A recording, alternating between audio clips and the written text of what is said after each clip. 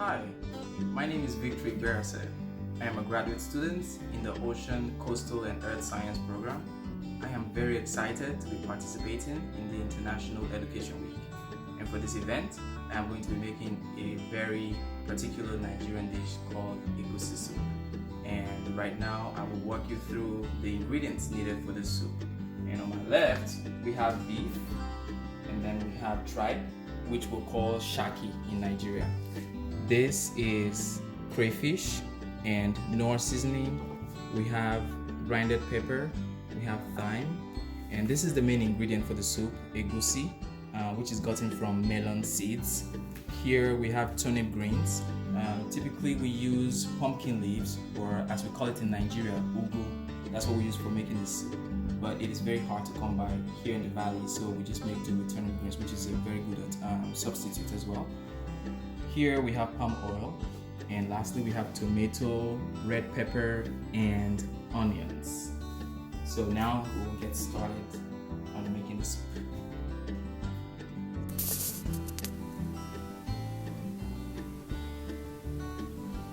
So the first thing we do is to pour the beef into the pot. Then next we turn in the shaki as well into the pot. Then the next we want to do is to add our seasoning. So I begin by adding the Knorr seasoning. I just want to add enough quantity that I believe will be sufficient to mix well with the beef and the shaki. Some professional caterers, they would do measurements, but I just know this off the top of my head. I never learned the whole measurement. So then I add the thyme. Also, I do the same thing for the thyme. I just add enough quantity that I believe will mix well with the beef and the shaki. Next, I add my pepper, following the same step.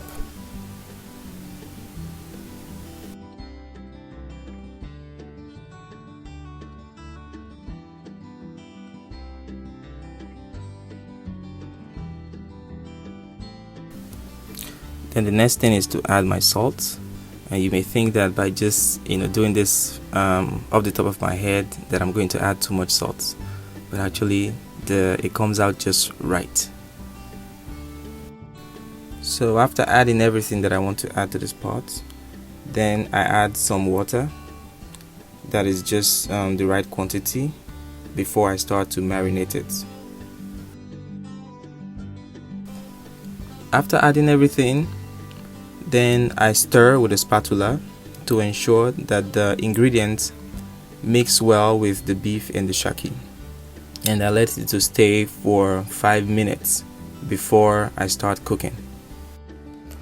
So now I am chopping my onions, and after chopping I will save half of the onions for something else later, and the other half I am going to turn into the marinated beef and shaki. So this is half of the onions that I chopped, and I'm adding it to the marinated beef and shaki. Actually, I should have added everything before I started stirring, but it's still fine. After adding the onions, I continue stirring. Here you want to stir properly to just ensure that your ingredients mix well with the beef, or it can be chicken, it can be fish, or with anything that you are using to make your soup. Just shake well, and as you could see, I tasted the stock and it came out just perfect. It was good. So I have left the marinated beef to stay for 5 minutes, and it's already cooking. So while that is going on, I cut the turnip greens. Please always ensure that you wash your turnip greens or ugu or any other leaf that you're putting in your soup. Make sure you wash them thoroughly before you slice, because it can come with sand, and you don't want that sand to ruin what you're cooking.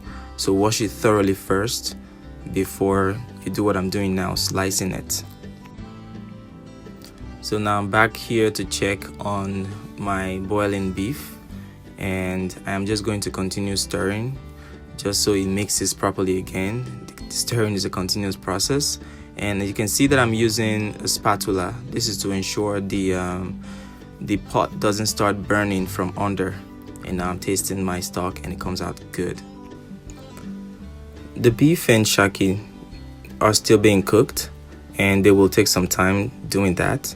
So while that is going on, I will move on to other tasks. And right now I want to slice and blend some tomatoes. And don't worry, I will not cut my fingers even though it seems like I'm moving the knife closer to my thumb, but I'm good.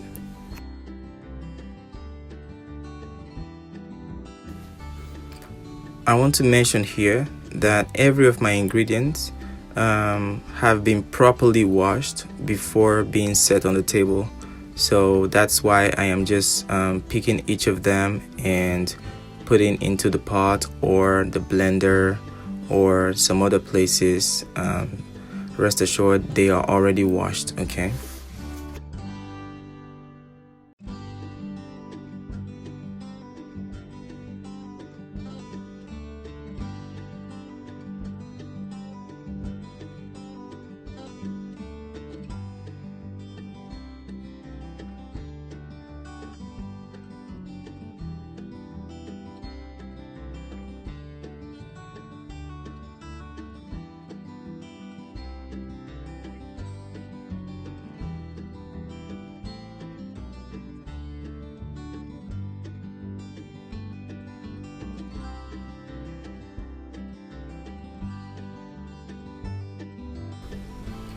Okay, now my tomato is blended, so I will just turn it into an empty bowl and continue blending until I get the right quantity that I'm looking for.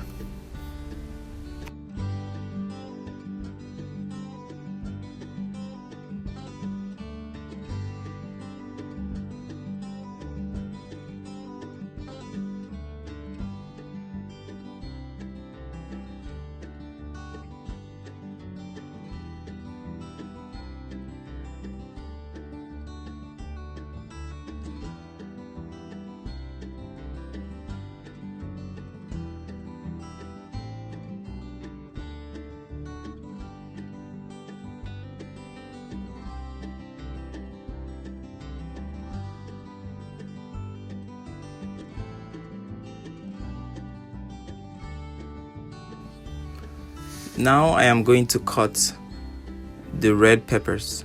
As you noticed, I have already taken out the seeds because I am not interested in the seeds. And the reason why I'm adding the red peppers, or as we call it in Nigeria, tatashe, is to give the soup color. And you will see that much later in the video. It's just to give the soup color. It doesn't add any taste, it doesn't add any flavor. It's just color, and it's beautiful.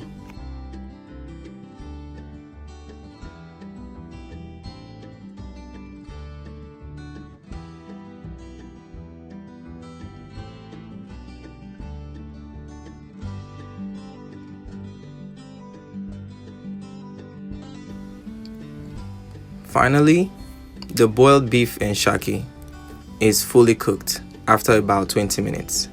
I now turn off the heat and bring it down. Now, I am going to separate the beef from the stock that I used in boiling it. And the reason why I'm doing this separation is because I want to fry the beef before reintroducing it back in the soup. And I like frying it to make it more firm. I like it more firm when it's in the soup and not everywhere or being scattered.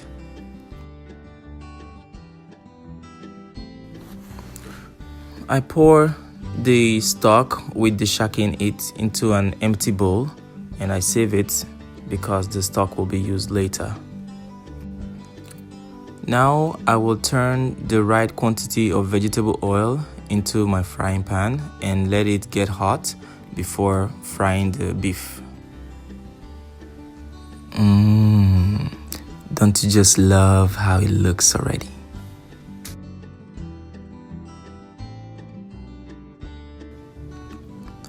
Now I will introduce the beef into the hot vegetable oil and just let them fry. And from time to time I will turn the beef just so that the other part can be fried as well. And you just want to use the right heat and not overheat it so it doesn't burn.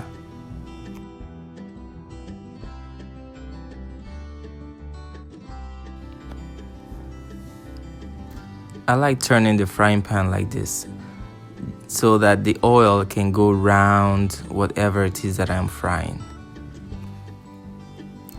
Okay, it looks like my beef is ready, and so I will take them out of the oil and introduce the next set. I know I keep using the word beef, but please know that I do not have any beef with anybody.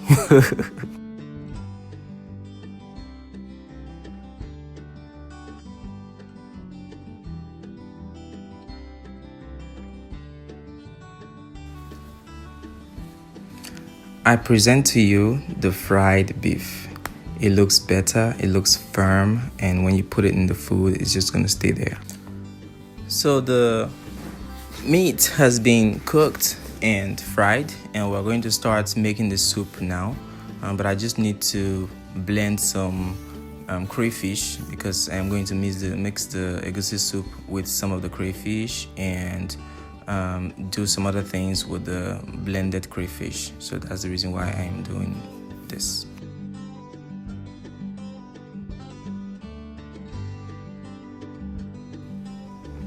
Just so you know, back in Nigeria, egusi soup is so popular that it will be unusual not to find this dish being served at weddings, funerals, birthdays, and even anniversaries. In fact, most people go to these functions not just because they want to celebrate, but because they want to be served this amazing dish. There are different methods of cooking or making egusi soup. Different methods, but this is the one that I'm going with. So first things first, I am going to mix some of that blended crayfish with the melon seeds or the egusi, and I pour in some water. Not a lot, just a little water to mix the egusi and the crayfish together.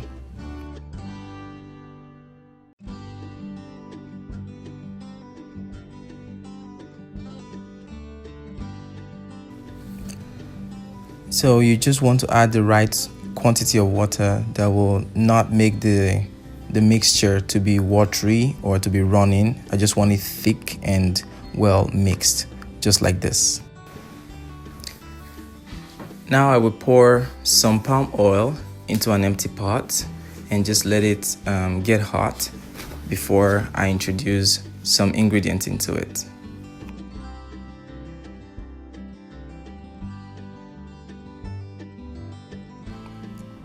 I like closing the pot anytime I have palm oil in it because palm oil shoots and stains everywhere. Now I will introduce the second part of the onions that I cut earlier into the pot and just stir it.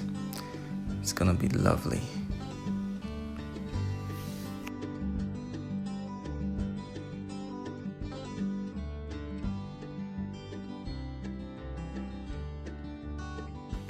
After allowing the onion to be fried, I introduce the blended tomato into the pot, and I will add some grinded pepper before I start to stir.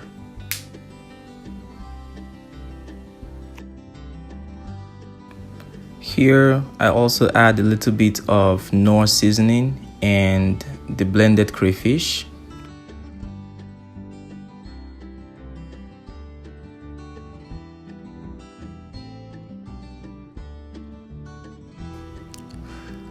Now I am going to introduce the egusi into the tomato sauce.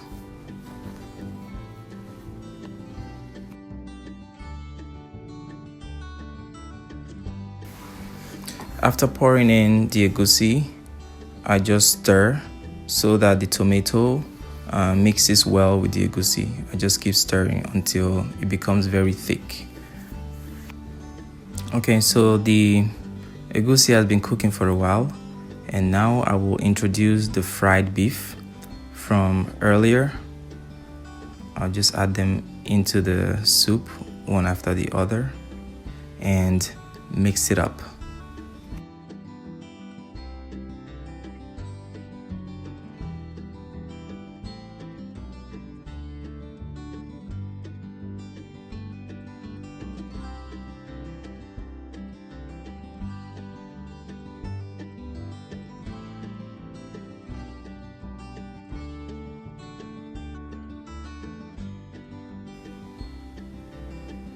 Okay, so I have added the beef into the egusi, and what I do now is to add part of the shaki or the tripe into the egusi.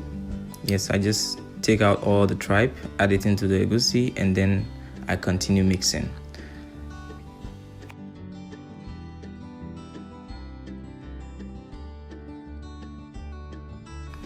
Next thing I do is to add some of the stock that I use in boiling the beef into the soup.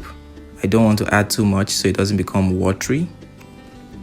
And then after some minutes, I introduce the turnip greens into the soup and mix it thoroughly. Adding the turnip greens or the ugu into the soup should be one of the last steps you take before bringing the soup down, because you don't want it to be cooked too much with the soup. Remember the red pepper or the tatashe that I cut earlier? Now I will introduce it into the soup, and it's just going to make the appearance of the soup look so good.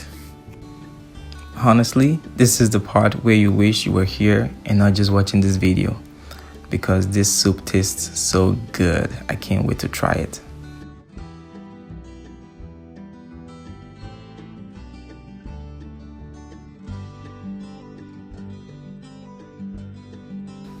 Ladies and gentlemen, I present to you Nigerian made Egusi soup.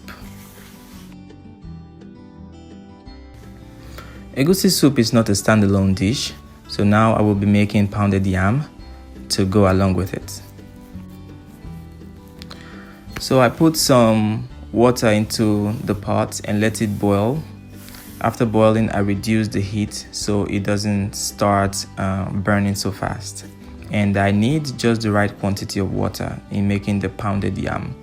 So I take out some water, and then next I pour some yam powder into the pot, just the right quantity.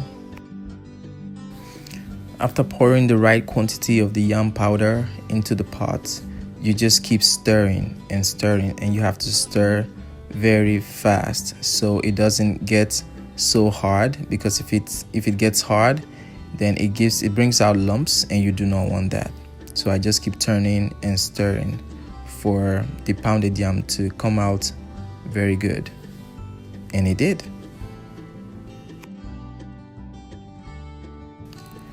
Pounded yam is made from processed African yam tubers. It has a starchy flavor to it. Now the pounded yam is ready, and I will put it in the flat plate and make it presentable. Here I will dish out some soup into a bowl and set it side by side with the pounded yam and show you how it is presented and eaten. Moment of truth. So now my food is ready. I have washed my hand, and I am left-handed, by the way. So typically you eat this food with your hand and not with a spoon or a fork, with your hand. So you just cut some of the pounded yam, dip it in the soup, and you put it in your mouth, and it tastes so good. This came out perfect. I still have some of it just in case some of you want it.